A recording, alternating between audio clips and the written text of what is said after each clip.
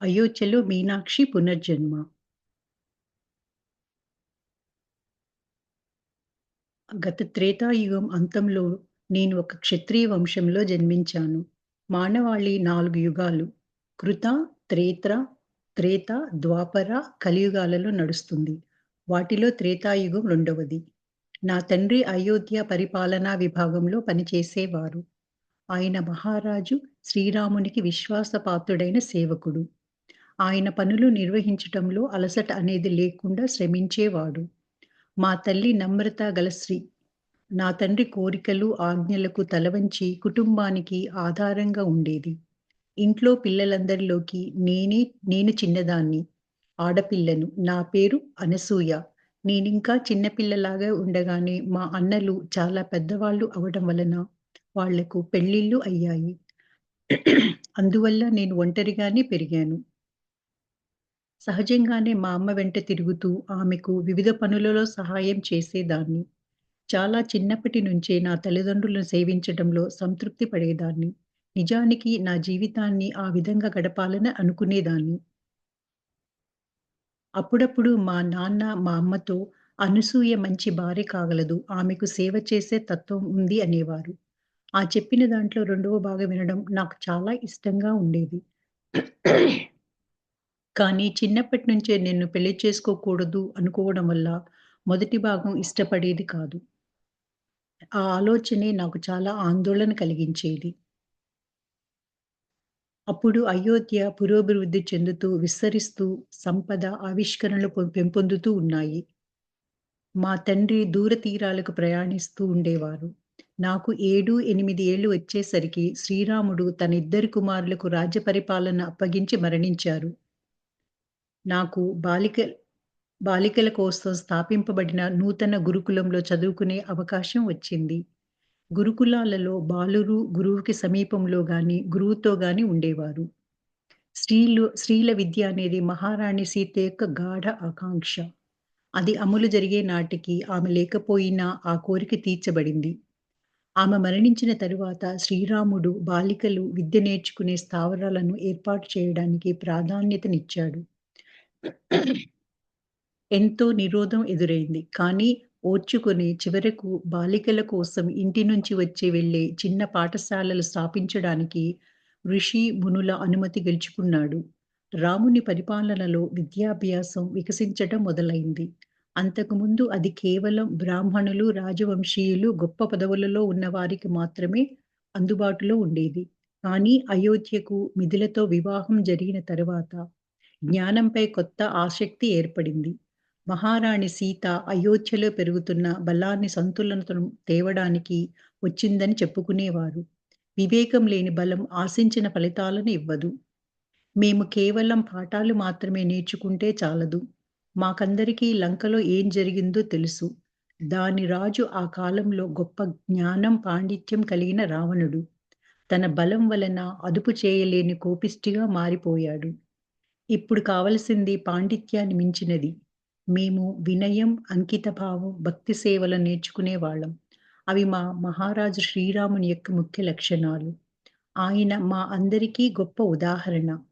మా తండ్రి ఆ కుటుంబం గొప్పతనం గురించి ఎప్పుడూ చెప్పేవాడు. మా మహారాజు బాలికల విద్యను ప్రోత్సహించాడు. మా నాన్నకు నన్ను గురుకులానికి పంపడం అంత ఇష్టం లేకపోయినా, మా కుటుంబంలో నేనే మొదటి బాలికను కనుక పంపించడం తన విధిగా అనుకున్నాడు. అక్కడి జీవితం భిన్న అనుభవాలను ఇచ్చింది. గురుకులంలో చాలా సంవత్సరాల తరువాత ఒకరోజు మా గురువు శ్రీరాముడు రాకుమారి సీతల గురించి చెప్పారు. సీతను రావణుడు అపహరించుకుపోతున్న సందర్భంలో నేను బిగ్గరగా ఏడుస్తూ, "కాదు, ఇది నిజం కాదు" అంటూ ఆ గురుకులాన్ని విడిచి పరిగెత్తాను. కథలో ఈ భాగం నిజమేనని నాకు నచ్చచెప్పటం ఎవరి వల్ల కాలేదు. మా నాన్నను పిలిచి వణుకుతున్న నన్ను ఇంటికి పంపించారు. ఆ తర్వాత నేను గురుకులానికి వెళ్ళను అని చెప్పాను. మా తండ్రి నాకు విషయాన్ని కారణాలతో వివరించటం మొదలుపెట్టాడు. మహారాణి సీతను అపహరించడం కాకపోతే యుద్ధానికి దారి తీసింది ఏమనుకుంటున్నావు అని అడిగాడు ఒకరోజు అనసూయని. నాకు తెలియదు. కానీ ఆమె అపహరించబడలేదని నాకు తెలుసు. ఆ విషయం ఖచ్చితంగా చెప్పగలను అని ఏడుస్తూ చెప్పాను. అప్పుడు మా ఇంట్లో కథలోని ఈ భాగాన్ని ఎప్పుడూ చర్చించవద్దని నిబంధన విధించారు. నాకు సంబంధించినంత వరకు మహారాజు, మహారాణి వనవాసాలకు వెళ్లి వారి సమయాన్ని అక్కడే పూర్తి చేసుకొని 14 సంవత్సరముల తర్వాత తిరిగి వచ్చారు. యుద్ధం జరిగింది. రావణుడు ఓడిపోయాడు. కానీ దానితో మా మహారాణికి ఏ సంబంధమూ లేదు. సీతాపహరణం అనే ఈ భాగం ఆమె చిన్న చూపు చూడటమని, ఆమె సామర్థ్యాలను తక్కువ చేయడమని నేను భావించాను. ఖచ్చితంగా ఆమె తనను తాను రక్షించుకొని ఉంటుందని భావించాను. అరణ్యంలోకి అడుగుపెట్టి అక్కడ 14 సంవత్సరాలు నివసించగలిగిన వారికి స్వీయ రక్షణ మార్గాలు తెలియకుండా ఉండవు. అంతేకాదు మహారాజు శ్రీరాముడు ఈ విధంగా జరగడానికి అనుమతించడు. నేను ఆ విధంగా ఆలోచించాను. కానీ కథలోని ఈ భాగం వల్ల నాలో చెలరేగిన ఉద్వేగాలను నేనెప్పుడూ బయటపెట్టలేదు. గురుకులం నుంచి వచ్చి చేసిన తర్వాత వేసిన తర్వాత సమయంలో ఎక్కువ భాగాన్ని మా అమ్మకు వంటలో తోడ్పడడంలో గడిపేదాన్ని. ఒకానొక రోజు నేను మా అమ్మ అద్భుతమైన వంట తయారు చేసిన సందర్భం నాకు జ్ఞాపకం ఉంది. సేవకులలో ఒకరు నా భోజన పళ్ళాన్ని మేము భోజనం చేసే గదికి తీసుకువస్తుండగా ఆమె చెయ్యి జారి భోజనమంతా నేల పడిపోయింది. నేను వెంటనే దాన్ని శుభ్రం చేయడానికి పరిగెత్తాను. మోకాళ్ళ పైన కూర్చొని అదంతా తుడుస్తూ ఉండగా మా నాన్న ఆ గదిలోకి వచ్చారు. ఆయన నన్ను కోపంగా చూస్తూ, "నేల మీద నుంచి లే! ఆ పని సేవకులు చేస్తారు" అన్నారు. నాతో ఆయన అంతకుముందు ఎన్నడూ అలా కోపంగా మాట్లాడకపోవడంతో నేను కంగారు పడ్డాను. నేను చిన్నబుచ్చుకొనడం చూసిన మా అమ్మ నన్ను పక్కకు తీసుకువెళ్ళింది. ఇంట్లో ప్రతి ఒక్కరికి వాళ్ళు చేయవలసిన విధులు ఉంటాయని, వాటిని మనం గౌరవించాలని మీ తండ్రి నమ్మకమని వివరించింది. అప్పటినుంచి నేను పరిచారకులకు అప్పగించిన పనులు చేయడం లేదు. కానీ నాకది అర్థం కాలేదు. ఆ సంఘటన చాలా కాలం నాలో నిలిచిపోయింది.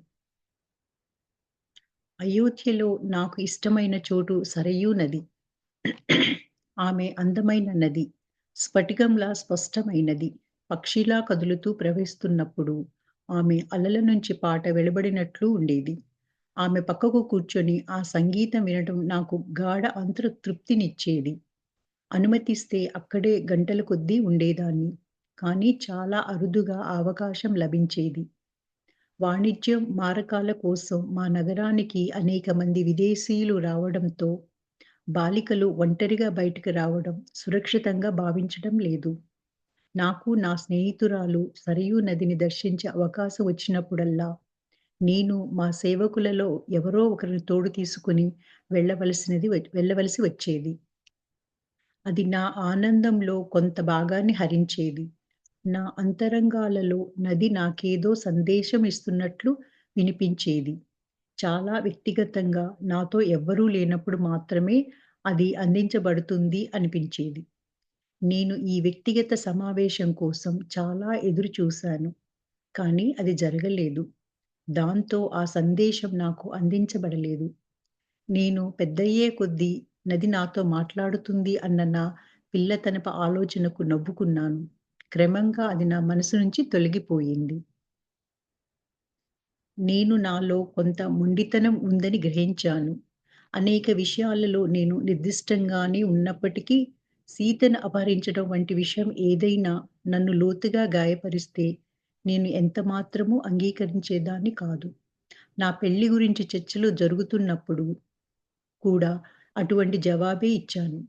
మా నాన్నకు సన్నిహితుడు పరిపాలనా విభాగంలో పనిచేస్తున్న ఒక వ్యక్తి నా వయసుకు దగ్గరగా ఉన్న వయస్సుల గల కొడుకు ఉన్నాడు.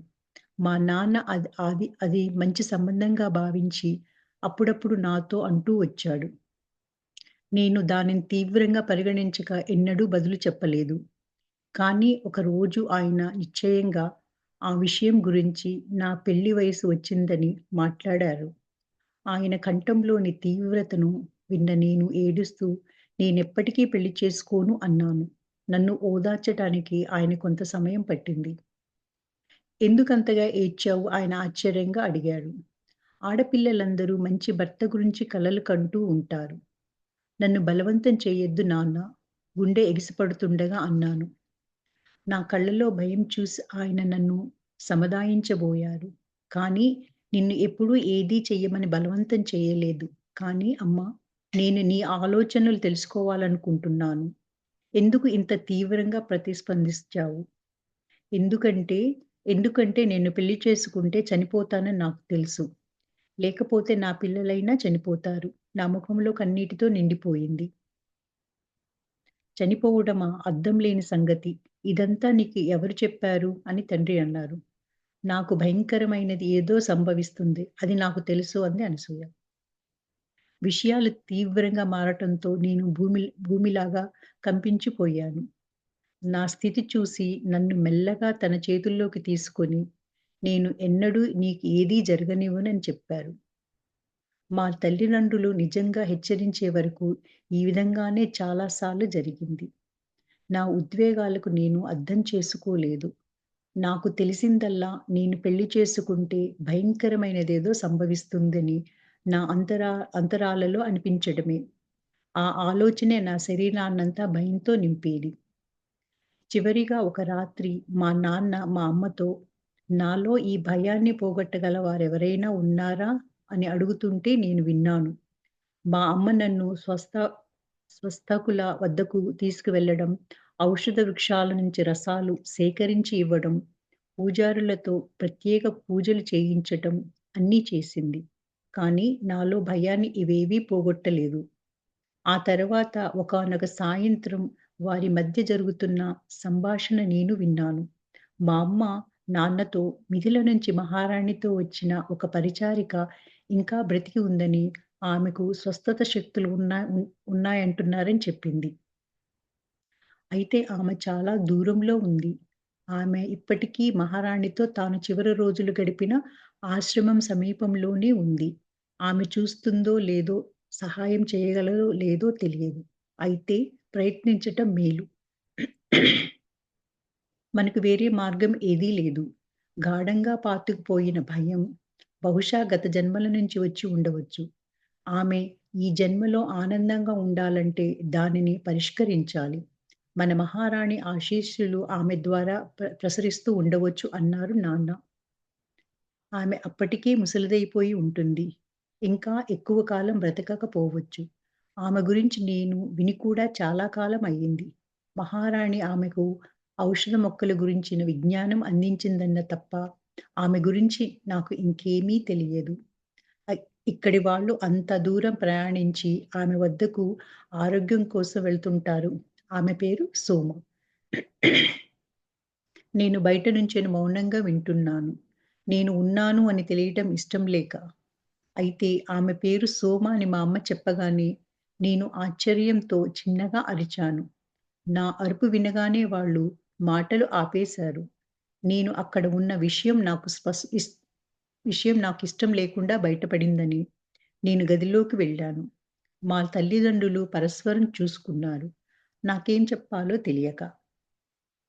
నాన్న, నేను కూడా మీరు కోరుకుంటున్నట్లే ఈ భయాన్ని పోగొట్టుకోవాలనుకుంటున్నాను. మనం ఆ స్త్రీ వద్దకు వెళదాం. ఆమె నాకు సహాయం చేయగలదని అనిపిస్తుంది. బ్రతిమాలాను నేను. అవును నిజమే. మీ అమ్మ నిన్ను తీసుకెళుతుంది. అది దూర ప్రయాణం. అయినా వస్తువులు, సేవకులతో వెళుదురు గాని. దానివల్ల జాగ్రత్తగా వెళ్లి రావచ్చన్నారు. ఆయన మాటలకు నా గుండె అల్లాడిపోయింది. తన జీవితంలో చాలా భాగం మహారాణి సేవలో గడిపిన స్త్రీ వద్దకు వెళ్ళడంలో నిజంగానే నా తండ్రి ఆశీస్సులు ఉన్నాయా? చిన్నప్పటి నుంచి మహారాణి పట్ల నాకు ఉన్న ఆలోచనలు పెద్దయిన తర్వాత వాటిని పక్కన పెట్టడం జరిగినా, ఇప్పుడవి ఉవ్వెత్తున పైకి వచ్చాయి. దక్షిణాన అరణ్యంలో మహారాణికి ఏం జరిగింది అన్నది ఆమె నిజంగా చెప్పగలుగుతుంది. అయోధ్య మొత్తంలోనూ ఆ అపహరణ కథను నమ్మనిది నేనొక్కదానినేమో. ఆమె నా అంతర్ప్రబోధాలను నిర్ధారించవచ్చు అనడంలో నాకు సందేహం లేదు. అప్పుడు నేను అందరికీ ఆ కథ వెల్లడించవచ్చు. బహుశా పెళ్లి గురించి నేనెందుకు భయపడుతున్నానో కూడా ఆమె చెప్పవచ్చు. నా ముఖంలో ఆశ చూసిన తర్వాత మా అమ్మ నన్ను ఆశ పెట్టుకోకు అనసూయ. ఆమె కలుస్తుందో లేదో చెప్పలేము. అసలు బ్రతికి ఉందో లేదో చెప్పలేమని హెచ్చరించింది. అప్పటికే చాలా ఆలస్యమైంది.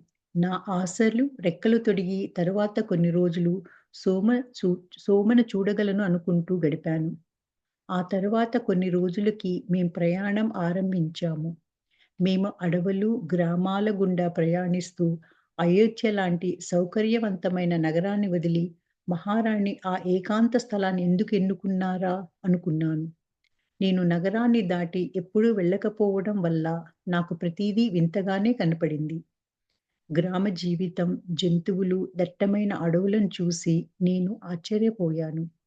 ఆ ప్రయాణం నాకు మా సామ్రాజ్యపు విస్తృతత్వాన్ని తెలియజేసింది. అంతకుముందు నా ప్రపంచమంతా అయోధ్య. 4 గోడలకే పరిమితమై ఉండేది. ఇప్పుడు నేను దానిని దాటి ప్రపంచాన్ని చూస్తున్నాను. నేను మహారాణి శ్రీరాముని వలె రాజ్యం చివరి వరకు నేను ఊహించలేని సుదీర ప్రాంతాలను చూస్తున్నాను అని ఆశ్చర్యపోయాను. కనీసం కలలో కూడా మా ఇరుకు వీధులు, ప్రజలతో నిండిన వ్యాపార సముదాయాలను దాటి ప్రపంచాన్ని చూడలేదు. మా నాన్న ప్రభుత్వంలో గౌరవనీయమైన పరిపాలనాధికారి. కనుక ఆశ్రమానికి దగ్గర సోమ నివసిస్తున్న ప్రాంతంలో మాకు చక్కటి స్వాగతం లభిస్తుందని మాకు తెలుసు. మేము ప్రయాణమై వస్తున్నామని, మాత సేవకురాలు సోమ వద్దకు వస్తున్నామని మా నాన్న అప్పటికే వర్తమానం పంపారు. చీకటి పడబోతుంది. పూర్తిగా చీకటి అలుముకోకముందే అక్కడకు చేరాలని వడివడిగా వెళ్ళాము. మేము ఆశ్రమానికి చేరేసరికి అక్కడ నిరాడంబరత్వానికి నేనెంతో ఆశ్చర్యపోయాను. ఋషులు సాధారణ జీవితం గడుపుతారు. కనుక మనకు ఇచ్చిన సదుపాయాలతో సర్దుకోవాలి అని మా అమ్మ నన్ను హెచ్చరించింది. ఆశ్రమంలోని గురువుగారు మా వద్దకు వచ్చి మమ్మల్ని సాధారణంగా తోడ్కొని వెళ్లారు. మాకు నిరాడంబరంగా ఉన్నప్పటికీ శుభ్రంగా ఉన్న గదిని చూపించి అక్కడ ఉండమని చెప్పి రాత్రి భోజనానికి పిలిచారు. అప్పుడు మా అమ్మ సోమ గురించి విచారించింది. ఆమె ఇంకా జీవించి ఉందా? మా అమ్మ అడిగింది. ఆయన చిరునవ్వుతో తల ఊపి చాలా సజీవంగా, కాకపోతే వయస్సు మీరింది. ఆమె సందర్శకులకు అనుమతిస్తుందా? మేము అంత దూరం నుంచి ఆమె కోసమే వచ్చాము. ఆమెకు స్వస్థత శక్తులు ఉన్నాయని విన్నాము అంది మా అమ్మ. ఆయన నవ్వాడు. ఆ విషయాన్ని అవును, కాదు అని చెప్పకుండా సీతాదేవి తన భౌతిక రూపాన్ని వదిలి ఎన్నో సంవత్సరాలయింది. మొదట్లో చాలామంది సోమ వద్దకు వచ్చేవారు. కానీ ఇప్పుడు చాలా అరుదుగా వస్తున్నారు. అయోధ్యవాసులు స్వస్థత కోసం వచ్చారో, లేదా తాము వచ్చిన దాన్ని వారు పొందారో లేదో చెప్పలేను. సోమ తనకు స్వస్థతా శక్తులు ఉన్నవి అన్న విషయాన్ని తోచిపుచ్చుతుంది. ఆమె ఇచ్చేదంతా మాత నుంచి వస్తుందని చెప్తుంది. దేవి సీతను ఆమె అలాగే పిలుస్తుంది. ఇప్పుడు ఆ దిశగా వెళ్తున్న మునులు మాత్రమే వస్తారు. ఆమె వయస్సుకు పక్కన పెట్టి వారందరికీ ఆహారపు ఏర్పాట్లు చేస్తుందని విన్నాను. మీకు కూడా ఆహారం ఆమె అందిస్తుందని అనడంలో సందేహం లేదు అంటూ నవ్వి, అయితే మీరిక్కడ భోజనం చేసి ఎన్నాళ్ళు ఉండాలనుకున్నా ఉండండి అని అన్నారు. మీ కుమార్తెకు స్వస్థత చేకూరుతుందో లేదో కానీ సోమ సోమను చూడడం అనేది మీ సుదీర్ఘ ప్రయాణానికి మంచి ఫలితమే. అది విలువ కలిగినదే. కానీ నేను ఒక విషయంలో మిమ్మల్ని హెచ్చరించాలి. ఆమె ఈ మధ్య కాలంలో ఎక్కువగా మౌనంగా ఉంటూ తక్కువగా మాట్లాడుతుంది. ఇప్పటికే ఆమె వేరే ప్రపంచంలోకి అడుగుపెట్టినట్లు ఉంది. అప్పుడప్పుడు నేను ఆమెను చూడడానికి వెళ్తాను. కానీ నేను నిశ్శబ్దంగా కూర్చుంటాను. కొన్నిసార్లు ఆమె కళ్ళు కూడా తెరవదు. నేను అక్కడ ఉన్నానని ఆమెకు తెలుసో లేదో కూడా తెలియదు. అయినా ఆమె శరీరం నిలిచే ఉంది. తమ మాత తనను తీసుకువెళ్ళడానికి వచ్చినప్పుడు మాత్రమే తాను వెళ్తానని ఆమె నాతో చెప్పింది. ఆమె ఆ క్షణం కోసం ఎదురుచూస్తూ ఉంది అన్నారు ఋషి. ఆ రాత్రి నేను నిద్రపోలేకపోయాను. అది అది నాకు సౌకర్యం లేకపోవడం వల్ల కాదు. ప్రతీదీ సరిగ్గా అమిరి ఉంది. అయితే ఏదో ఉత్కంఠ, వర్ణాతీతమైన ఆకాంక్ష. నేను మాకు ఇవ్వబడిన చిన్న కుటీరం బయట ఆకాశంలోని నక్షత్రాలను చూస్తూ కూర్చుండగా హఠాత్తుగా నన్ను ఒక ఉద్వేగం చుట్టుముట్టి నా ఛాతీ ఎగిరిపడింది. ఏ కారణం లేకుండానే కన్నీళ్లు వచ్చాయి. ప్రయాణంలోని ఈ సందర్శన తర్వాత మా తండ్రి కోరిన పెళ్లి చేసుకోవాలని పర్యవసానంగా నేను, నా భర్త లేదా మా పిల్లలు మరణించినా సరే అనుకున్నాను. ఏం సంభవించనున్నా నేను దానిని అంగీకరిస్తాను. మా తల్లిదండ్రులకు విచారం కలిగిస్తూ వారికి ఒత్తిడి కలిగించను. నేను నా బాధను నా లోపలే దాచుకుంటాను. దానివల్ల వారికి అది తెలియదు. అయితే ఇప్పుడు నా కన్నీళ్లకు కారణం ఇది కాదు. అవి బాధ వల్లనో లేక భయం వల్లనో వచ్చినవి కావు. అవి నిశ్చింతవలసి వచ్చినవి. నిశ్చింత దేని వల్లనో నాకు తెలియదు. నాకు తెలిసిందంతా ఈ సేవకురాలు సోమను కలవడం నాకు హాయినిస్తుందని మాత్రమే. నేను మా అమ్మ నిద్రలేవడం కోసం రాత్రంతా ఎదురు చూశాను. పొద్దున ఆమె లేచేసరికి నేను దుస్తులు ధరించడం వెళ్ళడానికి సిద్ధమై ఉన్నాను. ముందుగా మనం భోజనం చేద్దాం. నా తొందరను తగ్గించడానికి ఆమె అంది.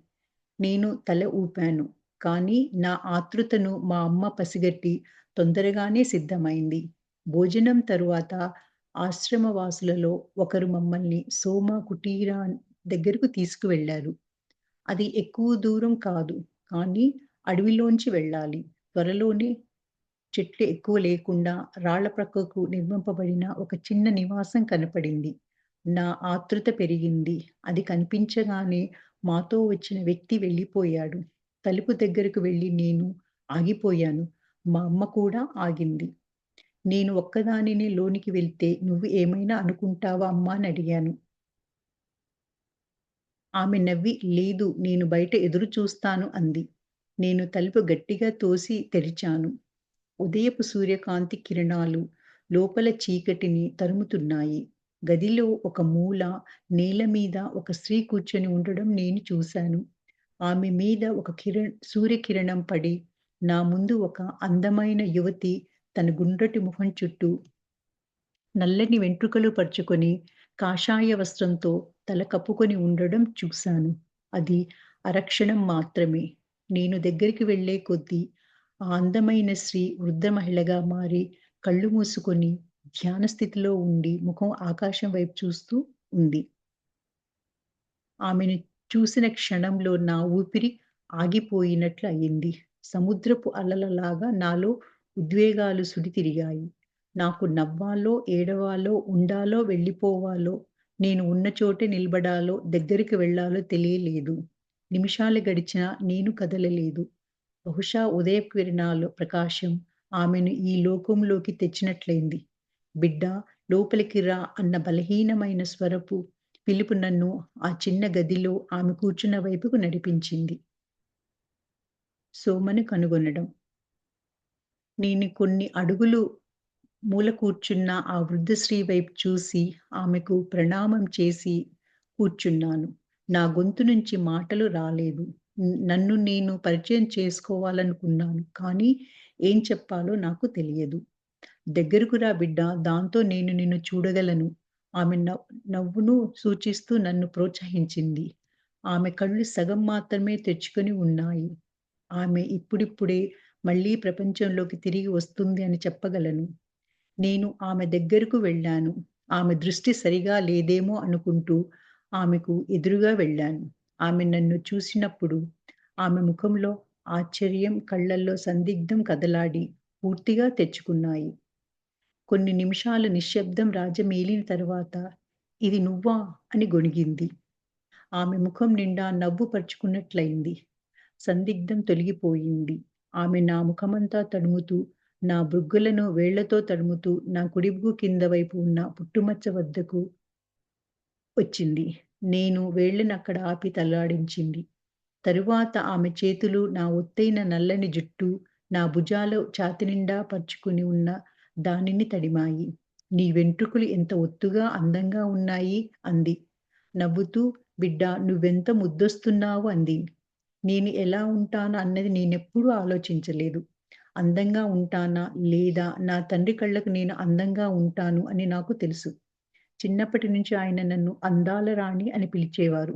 నేను పెద్దయ్యే వరకు.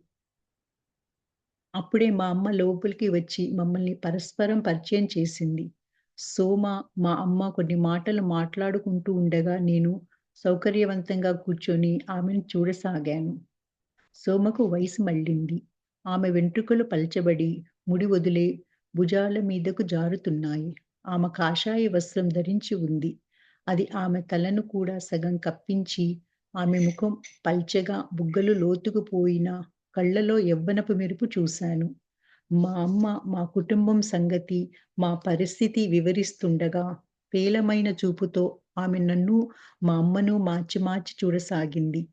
వినే కొద్దీ ఆమె నుంచి సున్నితమైన, ప్రేమపూర్వక శక్తి ప్రసరించింది. ఆమె తల ఊపుతూ, నవ్వుతూ కళ్ళ నుంచి వెలువరించే శ్రద్ధ నాలోకి చొచ్చుకొని పోయింది. మా అమ్మ చెప్పే ప్రతి మాటను ఆమె శ్రద్ధగా ఆలకించింది. ఎప్పుడో విడిపోయిన పాత స్నేహితురాలు చెప్పుతున్న విషయాలు వింటున్నట్లు వింది. అటువంటిది ఇంతకు ముందెన్నడూ నేను చూడలేదు. అంటే నీకు గొప్ప ఋషి అనసూయ పేరు పెట్టారన్నమాట. మాత ఆమెను ఎంతో ప్రేమించింది. ఇది వింటే ఎంతో సంతోషించేది. నా వైపు తిరిగి మృదువుగా అంది. అవును అనసూయ అత్రి మహర్షి యొక్క అంకితత్వం గల భార్య. బదులు ఇచ్చింది మా అమ్మ ఆమెను సరిదిద్దినట్లుగా. సోమ నవ్వింది. అయోధ్యలో ఆమె ఆ విధంగా అంకితత్వం ఉన్న భార్యగా తెలిసిందా? అని తలపట్టుకుంది. ఋషి అనసూయ భూమిపై నడిచిన యోగులందరిలోనూ గొప్పది. అతి తక్కువ మంది ఋషులు చేయగలిగిన తపస్సును ఆమె చేసి ముగ్గురు దేవతల మెప్పును పొందింది. ఆమె ఈ తపస్సు ద్వారా ఈ భూమి మీద తరువాత తరాల కోసం రూపుదిద్దుకునే అనేక విషయాలను సృష్టించడంలో తోడ్పడింది. ఆమెకొక తల్లికి ఉండే హృదయం, ఒక జ్ఞానికి ఉండే వివేకం రెండూ ఉన్నాయి. ఆమె ప్రేమ, వివేకాలను పరిపూర్ణ సమత్వంతో నిలిపి ఉండగలిగేది. అందుకే లంకలో జరగబోయే దానిని మాత సంసిద్ధమవుతున్నప్పుడు ఆమెకు తోడ్పడగలిగింది. లంక మాట చెప్పగానే నా హృదయంలో బాధ చెలరేగి ఉద్ నేను నా ఉద్వేగాలు అతి కష్టం మీద నిలుపుకున్నాను. మా కుమార్తె దగ్గర అత్యంత సున్నితమైన విషయం లేవనెత్తారు. ఆమె మహారాణిని అపహరించడం అన్న విషయాన్ని ఒప్పుకోవడం లేదు, నిరాకరిస్తుంది. అంతకుముందు సోమ మా అమ్మతో మాట్లాడుతూ ఉంది. కానీ ఇప్పుడు నా వైపు తిరిగి నన్ను పరిశోధించినట్లు చూడసాగింది. కొన్ని నిమిషాల పాటు ఆమె ఏమీ మాట్లాడలేదు. ఆ తర్వాత నేను అర్థం చేసుకోగలను. ఆమె ఆ విధంగా భావించటం ఆమెకు పూర్తిగా సహజమైనది. బహుశా ఆమె నిజమైన కథ విని ఉండకపోవచ్చు అని నా వైపు తిరిగి అపహరణ సంభవించి ఉండకపోవచ్చునేమోనని నువ్వెందుకు అనుకుంటున్నావో నాకు చెప్పు అంది సోమ. నేను మాటల కోసం తడుముకున్నాను. కానీ సమాధానం చెప్పలేకపోయాను. ఆమె నన్ను ప్రోత్సహిస్తూ చెప్పు నీకేమనిపించింది అనింది సోమ. ఈ భావాలు నాలో ఎందుకు ఉన్నాయో నాకు తెలియదు. నేను నసిగాను. కానీ నాకు నా అంతరాలలో నాకు తెలుసునని ఆమె అనుమతి లేకుండా ఏదైనా సంభవించటం అసాధ్యమని నాకు తెలుసు. ఆమె నిస్సహాయురాలు కాదు. తనను తాను రక్షించుకోగలిగిన వనరులు అన్నీ ఉన్నాయి. నాకు ఈ విధంగా అనిపిస్తుంది. బాల్యం నుంచి కూడా అలాగే అనిపించింది అని నేను గొణుక్కున్నాను. అనసూయ గొణుక్కుంది. "నువ్వు చెప్పింది సంపూర్ణంగా సత్యం బిడ్డా" ఆమె చిరునవ్వుతో బదులిచ్చింది. మాత ఇచ్చ ప్రకారమే రావణుడు ఆమెను అపహరించాడు. తమలో ఎవరో ఒకరు ఆ రాక్షస రాజ్యంలోకి ప్రవేశించవలసి ఉంటుందని ఆమెకు తెలుసు. కనుక తనే ఆ బాధ్యతను స్వీకరించి ఆ విధంగా ప్రవేశించింది. అయితే ఈ కథ ఇంకా చాలా ఉంది. ఎంతో చెప్పాలి. కానీ ఈ రోజులలో చాలా కొద్దిమంది మాత్రమే దాని పట్ల ఆసక్తి చూపుతారు. ప్రజలకు రాజ్యం యొక్క అభివృద్ధి, సంపదల గురించి వినడం ఇష్టం. అంతేకాని వారికి మనకు ఆ ప్రయోజనాలు చేకూరడం కోసం మాత చేసిన త్యాగం గురించి వినడం పట్ల ఆసక్తి ఉండదు అంది సోమ. దయచేసి మాకు చెప్పండి. నేను సత్యం తెలుసుకోవాలని నేను అభ్యర్థించాను. సోమ నవ్వి, ఓర్పు పట్టు బిడ్డా. ముందు నేను నీకు ఏమైనా తినిపించాలి. లేకపోతే మాత సంతోషించదు అంది సోమ. ఒక్క మీరు నిమిషం అండి ఇక్కడ. ఆ! ఆశా గారు మీరు ఇక్కడ ఇప్పటివరకు చదివింది కొంచెం సమ్మరీ ఏమన్నా యాడ్ చేస్తారా?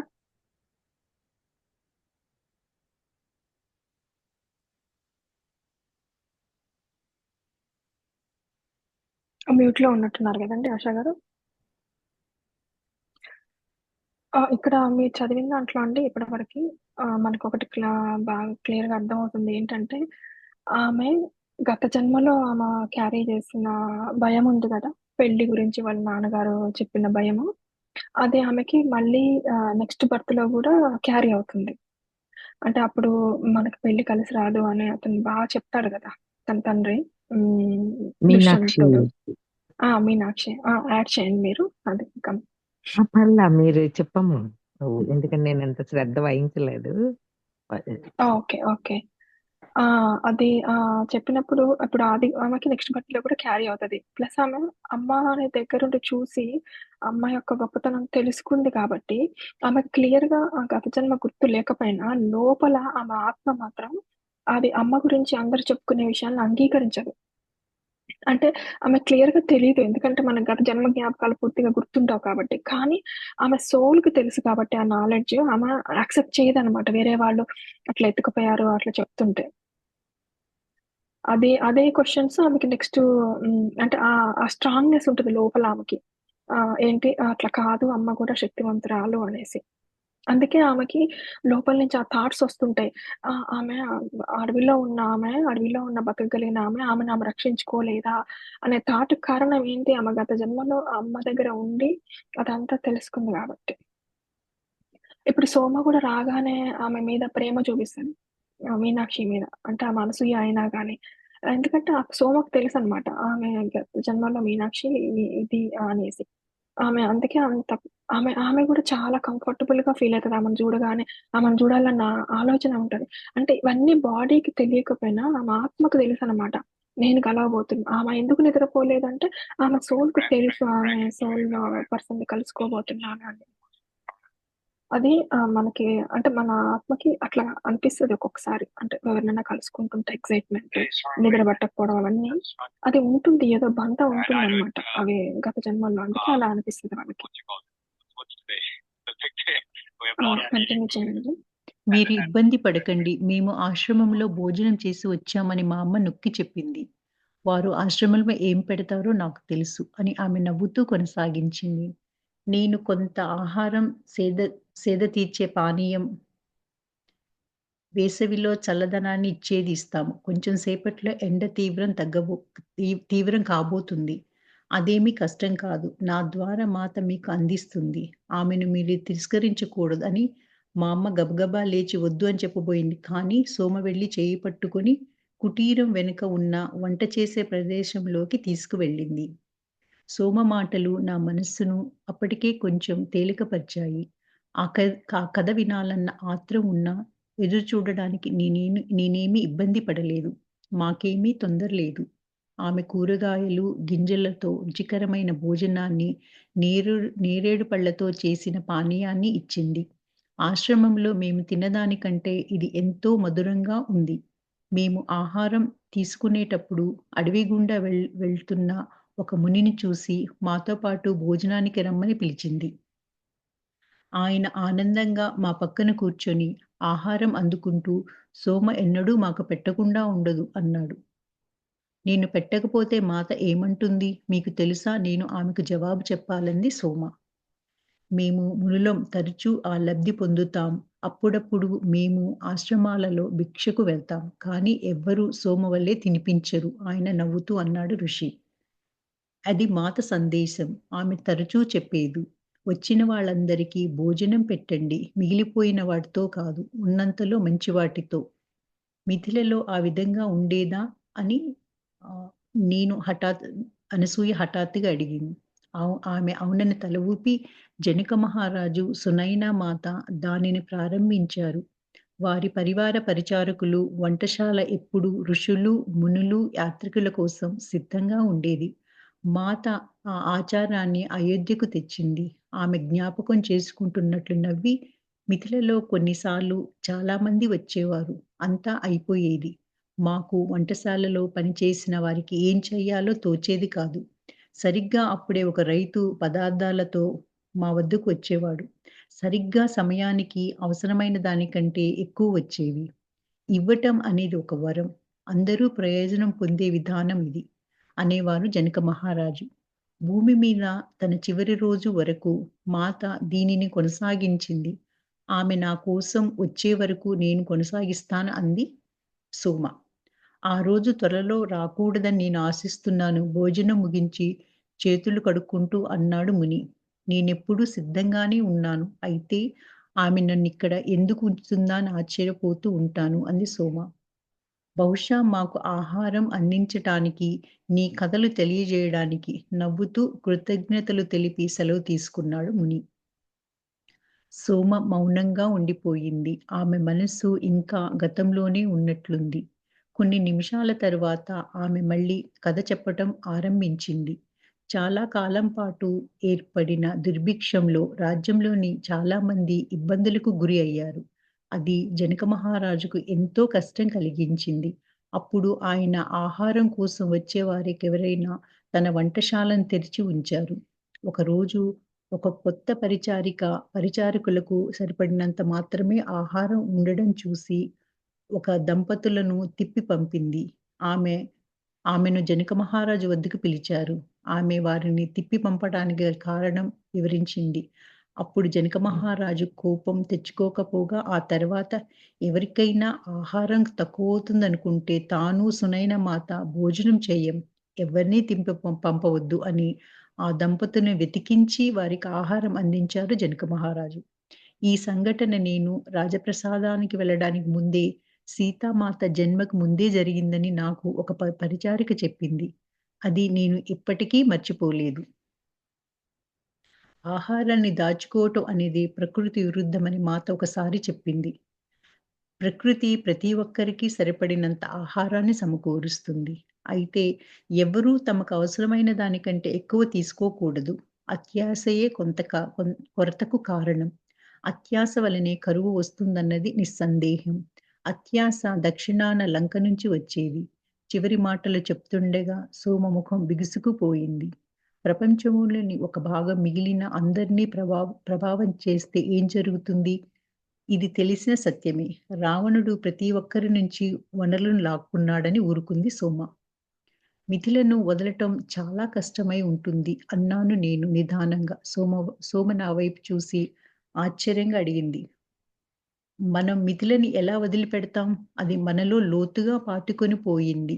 మాత మనం ఎప్పుడూ మిథిలను వదలలేదు అని చెప్పేది. మనం ఎక్కడికి వెళ్ళినా మిథిల మనతో వచ్చేది. అయితే ప్రతి ఒక్కరికి తండ్రి వంటి వాడైన జనక మహారాజును భౌతికంగా వదిలి రావటం కష్టం అని నేను ఒప్పుకోక తప్పదు అంటూ నవ్వింది. మేము వీడ్కోలు చెప్తున్న ఆ చివరి క్షణం నాకింకా గుర్తుంది. ఆయన సీతతో వెళ్తున్న పరిచారికలం మా నలుగురిని తన చేతులతో దగ్గరికి తీసుకొని, "మీరు కూడా నా కుమార్తెలే" అన్నారు. అయితే ఆయన మాతకు చివరి వీడ్కోలు చెప్పేటప్పుడు వారి మధ్య ఏదో సంభవించింది. అది నాకు ఇప్పటికీ అర్థం కాలేదు. నేననుకోవటం వారి అనుబంధం ఇక నుంచి అంతర్తలాలలో సంభవిస్తుందని చెప్పుకొని ఉంటారు. ఎందుకంటే తరచూ మాత ఆయన నుంచి సందేశాలు అందుకునేది. అయోధ్యను వదిలి వెళ్ళిబోయే ముందు రాత్రి ఆయన వచ్చి ఆమెను ఆశీర్వదించారు. అలాగే అపహరణకు ముందు కూడా జరిగింది. మేము మిథిలను వదలబోయేటప్పుడు సునైనా మాత ఎక్కువ నిస్పృహకు గురి అయ్యారు. ఆమె తన ఇద్దరు కుమార్తెలకు దూరమవుతుంది. ఆమె వారికి తాను వివాహమై మిథిలకు వచ్చేటప్పుడు తన తల్లి ఇచ్చిన ఆభరణాలను ఒక్కొక్కటి ఇచ్చింది. అది మాతను ఎంతో కదిలించింది. దానిని తన వనవాసానికి వెళ్ళేటప్పుడు కూడా ధరించింది. అది ఆమెకు ఎంతో విలువైనది. తరువాత దానిని అది పెద్ద కథ. ఇంకొక రోజు చెప్తాం. సోమ ఆకాశం వైపు చూసింది. సూర్యుడు నడినెత్తిన ఉన్నాడు.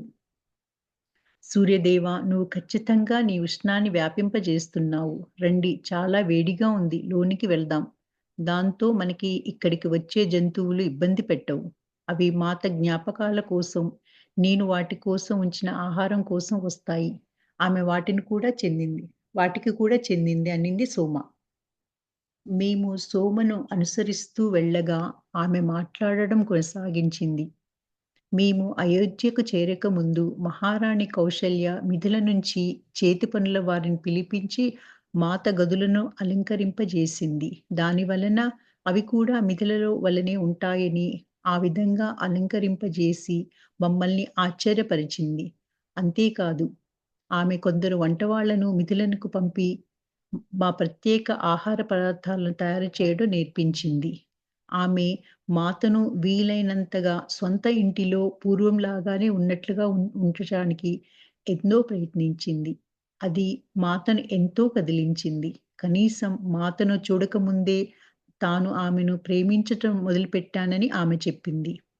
ఆమె కొంచెం ఆగి తిరిగి కొనసాగిస్తూ, మాత ఎంతో సౌందర్యవతి కానీ ఆమె ఎన్నడూ దానిని పట్టించుకునేది కాదు. బాహ్య ప్రపంచంలోని ప్రతీదీ ఏదో ఒక రోజున నశించి అదృశ్యమయ్యేది. కనుక మనం దాని గురించి ఎక్కువ పట్టించుకోనవసరం లేదు అని తరచూ చెప్పేది. సోమ నవ్వింది. ఆమె చెప్పింది సరైనదే. ఇప్పుడు నేను మోస్తున్న ఈ వృద్ధ శరీరాన్ని చూడండి. మేము లోపలికి వెళ్ళాక ఆమె తను కూర్చునే మూలలోనే మళ్ళీ కూర్చుంది. నేను ఆమె కుటీరాన్ని మొట్టమొదటిసారి తేరాపారా చూశాను. నేను ముందు వచ్చినప్పుడు నాకేమీ కనపడలేదు. సోమను మాత్రమే చూశాను. కుటీరంలో ఒక మూల సోమ కూర్చున్న చోట గడ్డితో ఒక పరుపు వేయబడి దానిపై దుప్పటి పరిచి ఉంది. మరొక మూల సోమ పూజ చేసుకునే ప్రాంతంలో ఒక స్త్రీ విగ్రహం మహారాణి సీతలాగా కనిపించింది. పూలతో అలంకరింపబడి ఉంది. చాలా రకాల పువ్వులు, అడవి నుంచి సేకరించి తెచ్చిన ఆకులు, రాళ్ల వంటి వాటితో పూజ చేసే చోట అందంగా అలంకరింపబడి ఉంది. మా అమ్మ మేము ఎక్కడ కూర్చోవాలో అని గది చుట్టూ చూస్తూ ఉండగా సోమ 2 దిళ్ళు తెచ్చి ఆమె దగ్గరగా ఉంచింది. ఒక నేత బట్ట నేలంతా పరిచి ఉంది. పూజా స్థలం పక్కనే అనేక నేత దిండ్లు అతిథుల కోసం అన్నట్లుగా పెట్టబడి ఉన్నాయి. మీరు అలసిపోయి ఉంటారు, మా అమ్మ అంది. ఈ ఆహారం తయారు చేయడానికి, తినడానికి చాలా సమయం పట్టడం వలన మేము ఆమెకు అలసట కలిగించామోనని మా అమ్మ, మేము త్వరలో తిరిగి వెళ్తారు. మీరు విశ్రాంతి తీసుకోండనింది సోమతో. నాకు విశ్రాంతి అవసరం లేదు. ఆమె తల అడ్డంగా ఊపుతూ అంది. నీకు ఉన్న ప్రశ్నలకు నేను సమాధానం చెప్తాను. రా, నా పక్కన వచ్చి కూర్చో. ఆమె కొంచెం సేపు కళ్ళు మూసుకుని మౌనంగా ఉండిపోయింది. తరువాత కళ్ళు మూసుకుని మాట్లాడడం మొదలుపెట్టింది. ఆమె స్వరం మారిపోయి, ఆమె ద్వారా ఎవరో మాట్లాడుతున్నట్లుగా ఉంది. మాత, శ్రీరాముడు అడవికి వెళ్ళినప్పుడు వారు వెళ్ళడానికి చాలా బలమైన కారణం ఉందని నాకు తెలుసు.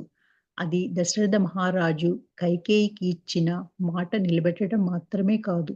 లేదా ఆమె అసూయో, సేవకురాలి చెడ్డతనమో కాదు.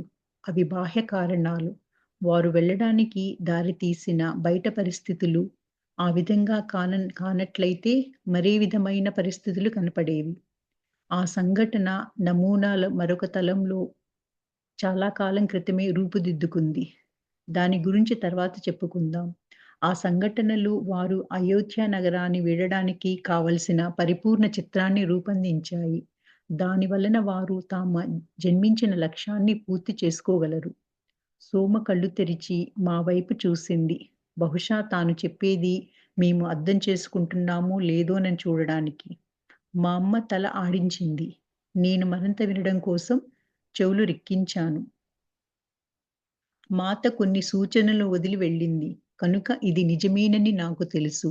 ఆమె వెళ్ళడానికి ముందు ఒక పవిత్ర జ్వాలను వెలిగించి, మిథిల నుంచి వచ్చిన మా పరిచారకులు నలుగురిని తాను తిరిగి వచ్చే వరకు అది వెలిగేటట్లు చూడమని చెప్పింది. అది తనలోని ఒక భాగాన్ని అక్కడే నిలిపి ఉంచి, రాజ్యం మీద ఒక రక్షణ కవచాన్ని వేస్తుందని చెప్పింది. కాలం గడిచే కొద్దీ ఆ జ్వాల అంతకంటే మించింది అని నేను కనుగొన్నాను. అప్పుడప్పుడు నేను ఆ జ్వాల ముందు కూర్చొని కళ్ళు మూసుకుంటే మాత మరి శ్రీరాముల ప్రయాణ చిత్రాలను చూసి వారి సంభాషణ వినగలిగేదాన్ని. వాటిని అనుసరించిన వారు ఎక్కడ ఉన్నారో నేను తెలుసుకోగలిగేదాన్ని. మాత నేను తనను చేరగల ఒక మార్గాన్ని నా కోసం తెరిచి ఉంచింది. అది లంకకు వెళ్ళే వరకు ఎన్నడూ మూసుకోలేదు. సోమ ఆగి మళ్ళీ చెప్పింది. నేను దీని గురించి ఎప్పుడూ ఎవరికీ చెప్పలేదు. ఎవరైనా ఏదైనా ప్రత్యేక సందేశం ఉన్నప్పుడు తప్ప నేను చూసినవి గాని, విన్నవి గాని ఎవరికీ చెప్పలేదు. కొన్నిసార్లు అవి నేను కలలో చూసినట్టు చెప్పేదాన్ని.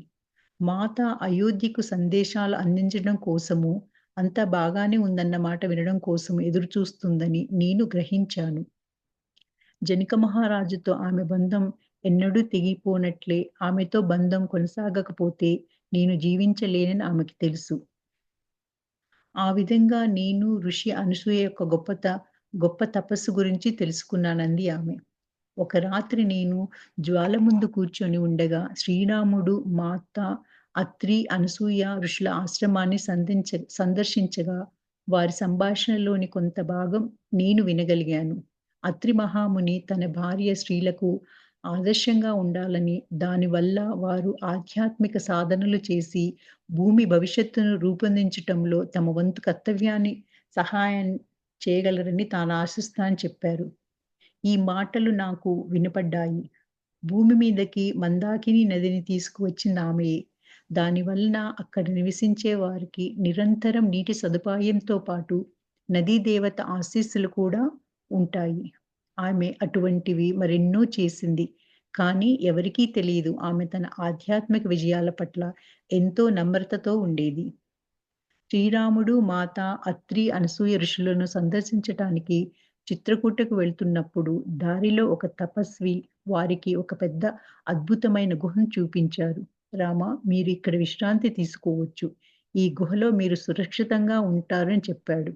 ఆ గుహ వాళ్ళ అవసరాలకి తగినట్లుగా ఉంది. ఒకే ఒక్క లోటు నీరు లేకపోవడం తప్ప. ఒకరోజు మాత దప్పిక కొనగా శ్రీరాముడు నీరు తేవడానికి బయలుదేరుతుండగా వారికి నీటి ప్రవాహ శబ్దం వినబడింది. రాముడు, సీత, ప్రకృతి నీ ప్రతి కోరికను ఏ విధంగా తీరుస్తుందో చూడు. నీ దాహాన్ని తీర్చడానికి వచ్చిన నీటి ఊట చూడు. ఆ నీటిని ఊట ఒక పెద్ద కొలనుగా మారి ఆ నీటి నుంచి ఒక దేవత ప్రత్యక్షమైంది.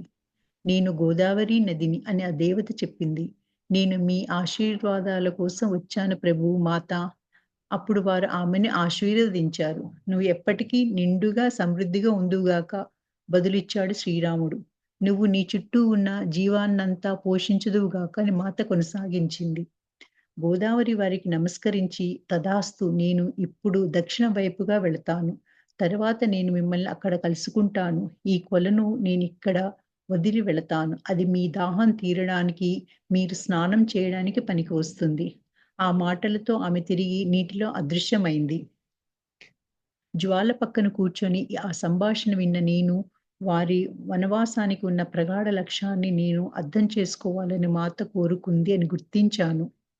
ఆమె వెళ్ళడానికి ముందు ప్రాచీన కాలంలో దేవుళ్ళు ఇచ్చిన బోధనలకు రక్షించడానికే ఋషులు తోడ్పడుతున్నారని, అది రాబోయే యుగాలలో సమాజాన్ని మార్గదర్శకత్వం వహించే మాత బోధనలకు పునాది ఏర్పరుస్తుందని చెప్పింది. శ్రీరామునికి ఆశ్రమంలో తన గురువు విశ్వామిత్రుని వద్ద ఉన్నప్పటి నుంచే ఈ పునాదిని రక్షించడంలో సహాయం చేయడానికి పిలువబడతానని తెలుసు. ఆయన మొదటిసారిగా సీతను చూసినప్పుడే ఈ కార్యాన్ని పూర్తి చేయడంతో తనకు తోడ్పడేది ఆమె అని గుర్తించాడు. ఆమె మాత్రమే తన ముందున్న కష్టాలకు పరీక్షను తట్టుకొని నిలబడగలదు అని శ్రీరామునికి తెలుసు. వారి విజయం సర్వోత్కృష్టమైన ప్రాధాన్యం కలిగినది. కానీ వారు అడవిలో ప్రయాణిస్తూ ఆశ్రమాలను సందర్శించే కొద్దీ రాక్షసులు గొప్ప అడ్డంకులు సృష్టించారని తెలుసుకున్నారు. రాక్షసులు సహజాతులు మచ్చిక చేయబడినవి. వారు మాంసభక్షకులు. రాత్రిపూట దాడి చేసి ఆశ్రమాలను నాశనం చేస్తారు. తమ లక్ష్యం నెరవేరడానికి తాము కీకారణ్యంలో ప్రయాణించవలసి ఉంటుందని రామునికి తెలుసు. మాతకు అడవిలోని ఆహారం గురించి, ఔషధాల గురించి ఉన్న జ్ఞానం ఆ ముగ్గురికి తమపై విధింపబడిన వనవాసం పూర్తి చేయడానికి తోడ్పడింది. ఆమె మాట్లాడేటప్పుడు సోమ కళ్ళు మూసుకున్నాయి. కానీ ఇప్పుడు ఆమె కళ్ళు తెరిచి మా వైపు తాను చెప్తున్నది మేము అర్థం చేసుకున్నామా లేదా అన్నట్లు చూసింది. మా అమ్మ తల ఊపింది.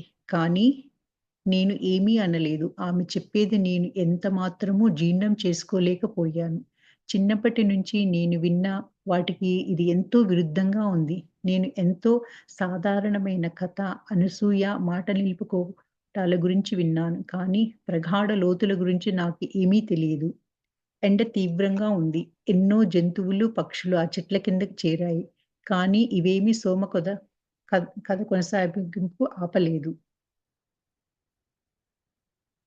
ఆర్య సంస్కృతి విస్తరించటానికి అప్పటికే నిశ్చయింపబడింది. కానీ మార్గం ఎవరు ఏర్పరుస్తారు? ఇది కేవలం రాక్షసులు నిర్మిస్తున్న అరణ్యాలను తీసివేయడమే కాక, ఆ క్రూర మానవ భక్షకులను నిర్జించి ఆటవికులకు వ్యవసాయం కూడా నేర్పించాలి. అడవులలో నుంచి వస్తున్న ఆహారం తగ్గిపోవడంతో జీవితం కొనసాగడానికి వ్యవసాయం తప్పనిసరి. మాత వారికి విత్తనాల గురించి, వివిధ ఆహారాల గురించి బోధించింది. దాని వలన వారు మానవ మాంసానికి బదులుగా వృక్షాల నుంచి వచ్చే ఆహారంపై ఆధారపడి జీవించగలరు. ఆమె వారికి ప్రకృతి సంకేతాలను, గాలులు దిశలు, పక్షులు ఎగిరే సమయాన్ని చదవటంతో పాటు ఇంకా అనేక విషయాలు బోధించింది. శ్రీరాముడు వారి సమూహాలలో కొంత ప్రాథమిక పరిపాలన తీసుకురావడానికి ప్రయత్నిస్తుండగా, ఆమె భూమాత పట్ల కృతజ్ఞత వ్యక్తీకరించటం బోధిస్తుంది. ఆమె తాను మిథిలలో పొందిన జ్ఞానాన్ని వారికి అందించింది.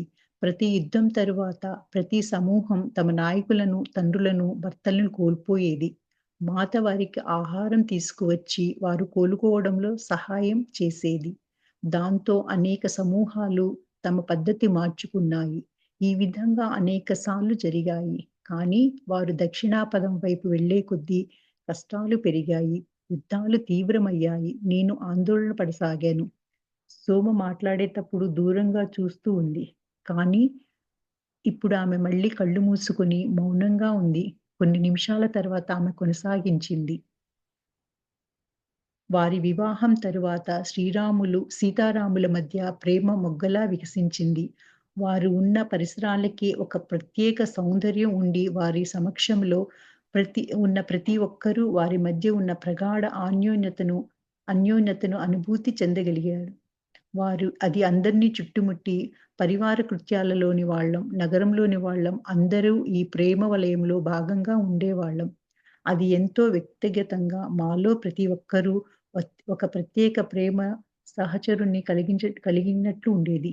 అది ఎంతో ఉల్లాసకాలం. అందుకే చిట్ట చివరకు కౌసల్య మహారాణి కూడా సీతను రాముని నుంచి విడదీయకూడదని రామునితో సీత కూడా వనవాసం చేయడానికి ఒప్పుకుంది. వారికి మాత యొక్క నిజమైన లక్ష్యం గాని, ఆమె సామర్థ్య స్థాయిలు గాని తెలియవు. కానీ సీతారాములు ఒకరినొకరు సంపూర్ణం కావించుకోవడం మాత్రం వారికి తెలుసు. వారు అరణ్యాల గుండా ప్రయాణించేటప్పుడు వారి ప్రేమ ప్రగాఢమైన నూతన ఐక్యతా స్థాయిలు చేరడం నేను చూడగలిగాను. స్టాప్ చేద్దామండి మణిగారు ఇక్కడికి. ఓకే అండి. చేస్తాం అదే. మాస్టర్స్ ఎవరైనా యాడ్ చేస్తే ఇంకేమన్నా మీకు అనిపించింది యాడ్ చేయండి. సుశీల గారు, ఆశ గారు.